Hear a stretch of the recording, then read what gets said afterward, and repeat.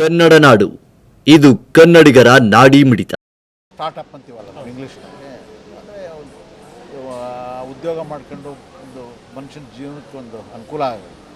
ಆ ಬ್ಯಾಂಕ್ನಲ್ಲಿ ಭಾಳ ತೊಂದರೆ ಮಾಡೋರು. ಅಂದರೆ ನೀವು ಸುಮ್ಮನೆ ಇಲ್ಲದ್ದೆಲ್ಲ ಕೇಳಿ ಯಾರು ಅಯ್ಯೋ ಇವ್ರು ಸಾಕಪ್ಪ ಸಹ ಇವ್ರು ಸಾಲನೂ ಬೇಡ ಲೋನು ಬೇಡ ಹೇಳಿ. ಸೊ ಇದನ್ನು ಗಮನದಲ್ಲಿಟ್ಕೊಂಡು ನಾವೇನು ಮಾಡಿದ್ವಿ, ಮೊನ್ನೆ ಒಂದು ಬೋರ್ಡ್ ಮೀಟಿಂಗಲ್ಲಿ ಒಂದು ರೆಸಲ್ಯೂಷನ್ ಮಾಡಿ ಏನಪ್ಪ ಅಂತಂದರೆ ನೇರ ಸಾಲ ನಾವೇ ಬೋರ್ಡಿಂದ ಕೊಡಬೇಕು ಅಂತ. ಬ್ಯಾಂಕ್ನಲ್ಲಿ ಹೋದ್ರೆ ನಮಗೆ ಎಷ್ಟು 10%, 11%, 9% ಇರೋದು. ಇವಾಗ ನಮ್ಮ ನೇರ ಸಾಲ ಅಂತಂದರೆ ನಾವು 4% ಇಂಟ್ರೆಸ್ಟ್, ಕಡಿಮೆ ಇಂಟ್ರೆಸ್ಟ್, ಅಮೌಂಟ್ ಎಷ್ಟು 1 ಲಕ್ಷದಿಂದ 2 ಲಕ್ಷ ಅಷ್ಟೇ. ಅದು ನನ್ನ ಹತ್ರ ಒಟ್ಟಿಗೆ ಅದಕ್ಕೋಸ್ಕರ ಸಪ್ರೇಟಾಗಿ 8 ಕೋಟಿ ರೂಪಾಯಿ ಇಟ್ಕೊಂಡಿದ್ದೆ. ಸೊ ಇಡೀ ರಾಜ್ಯಕ್ಕೆ ನಮ್ಮಲ್ಲಿ ಏನು ಅಂಥ ಹೆಚ್ಚಿನ ಸಂಖ್ಯೆಯಲ್ಲಿ ಯಾರೂ ಸಾಲಕ್ಕೆ ಬರಲ್ಲ, ನೋಡೋಣ. ಆದರೆ ಇನ್ನೂ ಏನಾದರೂ ಹೆಚ್ಚಿಗೆ ಬೇಕು ಅಂತಂದರೆ ಏನು ತೊಂದರೆ ಇಲ್ಲ. ನಮ್ಮ ಸರ್ಕಾರದಲ್ಲಿ ಸಿದ್ದರಾಮಯ್ಯನವರು ಇದು large hearted man, definitely will support. ಇವಾಗ ನೋಡಿ, ಇದು ಬೋರ್ಡ್ ಯಾವಾಗ ಆಯಿತು ಅಂತಂದರೆ ನಮ್ಮ ಇದು 18ನಲ್ಲಿ ಎಲ್ಲ ಚುನಾವಣೆಯಲ್ಲಿ ಕೊಯ್ಲೇಷನ್ ಗೌರ್ಮೆಂಟ್ ಇತ್ತಲ್ಲ, ಆವಾಗ ಕುಮಾರಸ್ವಾಮಿ ಅವರು ಮುಖ್ಯಮಂತ್ರಿ ಇದ್ದರು. ದೇಶಪಾಂಡೆ ಅವರ ಹೋರಾಟ ಮತ್ತು ದಿನೇಶ್ ಗುಂಡೂರಾಯರ ಒಂದು ಶಕ್ತಿಯಿಂದ ಬೋರ್ಡ್ಗೆ ಅನುಕೂಲ ಆಯಿತು. ಆವಾಗ 50 ಕೋಟಿ ರೂಪಾಯಿ ಈ ನಮ್ಮ ಸಮಾಜಕ್ಕೆ ಅವರು ಬ್ರಾಹ್ಮಣರ ಅಭಿವೃದ್ಧಿ ಮಾಡಲಿಕ್ಕೆ ಕೊಟ್ಟಿದ್ದರು. ಮೊದಲು 25 ಕೋಟಿ ರೂಪಾಯಿ ಬಿಡುಗಡೆ ಮಾಡಿದ್ರು.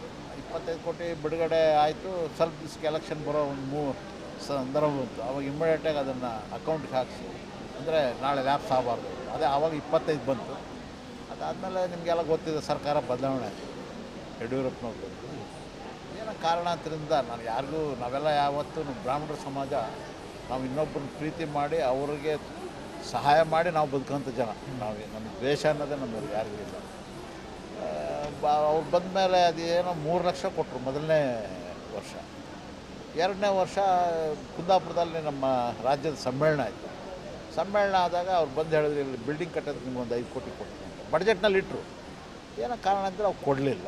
3ನೇ ವರ್ಷ ಒಂದು 3.25 ಕೋಟಿ ಕೊಟ್ಟರು, ಅಂದರೆ ಅವರ ಮುಖ್ಯಮಂತ್ರಿ ಆಗಿದ್ದಾಗ. ಆದಮೇಲೆ ಬದಲಾವಣೆ ಆಗಿ ನಮ್ಮ ಬೊಮ್ಮಾಯಿ ಸಾಹೇಬರು ಬಂದರು. ಬೊಮ್ಮಾಯಿ ಅವರು ಬಂದಾಗ ಅವರೊಂದು 10 ಕೋಟಿ ಕೊಟ್ಟರು, ಅಂದರೆ ಒಟ್ಟು 16 ಕೋಟಿ ರೂಪಾಯಿ 4 ವರ್ಷಕ್ಕೆ.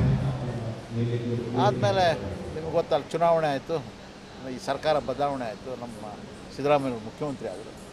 ಪಾಪ ಇವತ್ತು ನಾವು ನಿಜವಾಗಿ ಅಭಿನಂದಿಸ್ತೀವಿ. ನಮಗೆ ಸುಮಾರು 3 ವರ್ಷಕ್ಕೆ 30 ಕೋಟಿ ಕೊಟ್ಟರು, 10 ಕೋಟಿ. ಅಂದರೆ ಡೈರೆಕ್ಟಾಗಿ ಇದನ್ನು ಸಮಾಜಕ್ಕೆ ಕೊಡೋದು, ಅದನ್ನ ಎಕ್ಸ್ಪೆಂಡಿಚರಿಗೆ ಬೇರೆ ಕೊಡ್ತಾರೆ. ಇದು ಒಂದು. ಎರಡನೇದು, ಈಗ ನಮ್ಮ ಸಮಾಜಕ್ಕೆ ಬರೀ ಇದೊಂದೇ ಅಲ್ಲ, ಈ ಮೊನ್ನೆ ಈ 5 ಗ್ಯಾರಂಟಿ ಏನು ಕೊಟ್ಟರಲ್ಲ, ನಮ್ಮಲ್ಲಿ ಏನು ತೊಂದರೆ ಇಲ್ಲ. 2,000 ರೂಪಾಯಿಗೂ ತೊಗೊಂಬೋದು, ತೊಂದರೆ ಇಲ್ಲ. ಕರೆಂಟ್ ಫ್ರೀ ಎಲ್ಲರಿಗೂ ಇದೆ, ಅದಕ್ಕೇನು ಯಾವ ಮಾನದಂಡ ಇಲ್ಲ. ಬಸ್ಗೂ ಏನು ಮಾನದಂಡ ಇಲ್ಲ ಬ್ರಾಹ್ಮಣರು ಅಂತ. ಸ್ಟೈಫಂಡ್ರಿ ಇದೆಯಲ್ಲ, ಅದಕ್ಕೂ ಏನು ಮಾನದಂಡ ಇಲ್ಲ. ಶಕ್ತಿ ಅಂದರೆ ಎಲ್ಲ ಕಾರ್ಯಕ್ರಮಗಳು ನಮಗೆ ಇದು ಅನುಕೂಲ ಆಗಿದೆ. ಮತ್ತು ನಾನು ಇವಾಗ ಏನಪ್ಪ ಅಂತಂದರೆ, ಪಾಪ ಇಲ್ಲೆಲ್ಲ ಸಂಘ ಸಂಸ್ಥೆಗಳು ಎಲ್ಲನೂ ವಾಲಂಟಿಯರಾಗಿ ಸಮಾಜದ ಬಗ್ಗೆ ಚಿಂತನೆ ಇದೆ ಅಂತಂತಂದರೆ, ಈಗ ಯಾರಿಗಾದರೂ ಈ ಸರ್ಕಾರದಿಂದ ತೊಗೊಂಥ ಒಂದು ಸವಲತ್ತುಗಳಿಗೆ ತಿಳುವಳಿಕೆ ಇಲ್ಲದೆ ಹೋದರೆ ಇವರೆಲ್ಲ ಅದನ್ನು ತಿಳುವಳಿಕೆ ಕೊಟ್ಟು ಮಾಡಿ ಅದನ್ನು ಸಹಕಾರಿ ಆಗ್ತಾರೆ.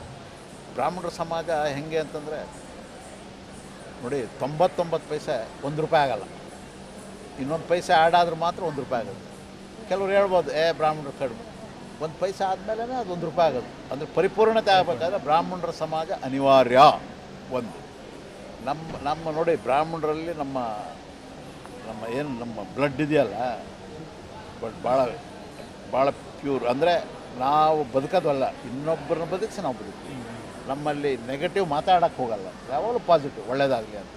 ನಮ್ಮಲ್ಲಿ ವಿಶೇಷವಾಗಿ ನಮ್ಮ ಎಲ್ಲ ಮಠಾಧಿಪತಿಗಳು ನೋಡಿ, ಅತಿವೃಷ್ಟಿ ಅನಾವೃಷ್ಟಿ ಆದಾಗ ಇಮ್ಮಿಡಿಯೇಟಾಗಿ ನಾವು ಜಾತಿ ನೋಡಲ್ಲ, ಏನಿಲ್ಲ. ಉದಾಹರಣೆ ನಿಮಗೆ ಪೇಜಾವರ ಸ್ವಾಮಿಗಳು, ನಿಮಗೆ ಅತಿವೃಷ್ಟಿ ಇವಾಗ ಹಾಸ್ಟ್ಲು ಕೂಡ ಬ್ಯಾಕ್ವರ್ಡ್ ಕ್ಲಾಸ್ಗೆ ಎಲ್ಲಿ ಮೈಸೂರಿನಲ್ಲಿ ಮಾಡಿದ್ದಾರೆ.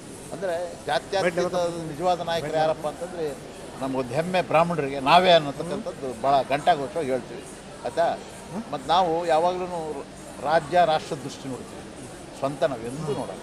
ಮತ್ತು ನಾವು ಅಲ್ಪ ತೃಪ್ತರು, ಇವತ್ತಿದೆಯಾ ಆಯಿತು, ಒಳ್ಳೇದಾಗಲಪ್ಪ. ನಾವು ಯಾರನ್ನು ಕೂಡ ಎಲ್ಲರನ್ನೂ ಭಾಳ ಪ್ರೀತಿ ಮಾಡ್ತೀವಿ. ನಾನು ಆಮೇಲೆ ಈ ಸಮಾಜಕ್ಕೆ ಒಂದು ಶಕ್ತಿ ಮೊದಲಿನಿಂದಲೂ ನಮ್ಮ ದಿವಂಗತ ಗುಂಡೂರಾಯರು ಮಾಜಿ ಮುಖ್ಯಮಂತ್ರಿಗಳು. ಇವತ್ತೇನು ಇವಾಗ ಹೈದರಾಬಾದ್ ಬೋರ್ಡ್ ಕರ್ನಾಟಕ ಅಂತ ಮಾಡಿ ಇದಕ್ಕೆಲ್ಲ ಒಂದು ಬೋರ್ಡ್ ಆಗಿದೆಯಲ್ಲ, 1000 ಕೋಟಿ ಬರುತ್ತಲ್ಲ, ಇದು ಗುಂಡೂರಾಯರು ಮುಖ್ಯಮಂತ್ರಿ ಅವ್ರ ಕನಸದು, ಆಯಿತಾ. ಒಂದು. ಇನ್ನೊಂದು ಏನಂದರೆ ಬ್ರಾಹ್ಮಣರದು.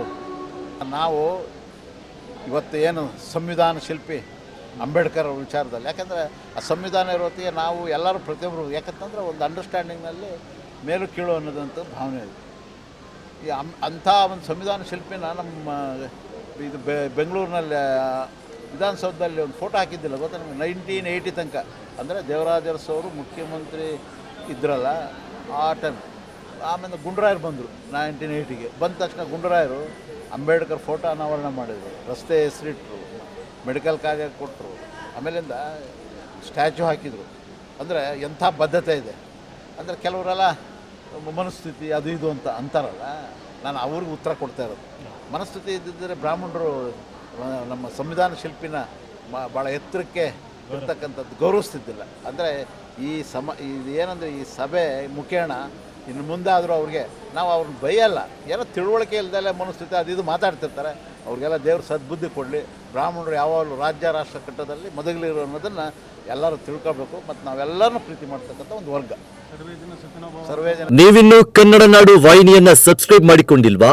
ಹಾಗಾದರೆ ಈಗಲೇ ಸಬ್ಸ್ಕ್ರೈಬ್ ಮಾಡಿ, ಪಕ್ಕದಲ್ಲಿ ಕಾಣುವ ಬೆಲ್ ಐಕಾನ್ನ ಕ್ಲಿಕ್ ಮಾಡಿ ನೋಟಿಫಿಕೇಶನ್ ಪಡೆಯಿರಿ.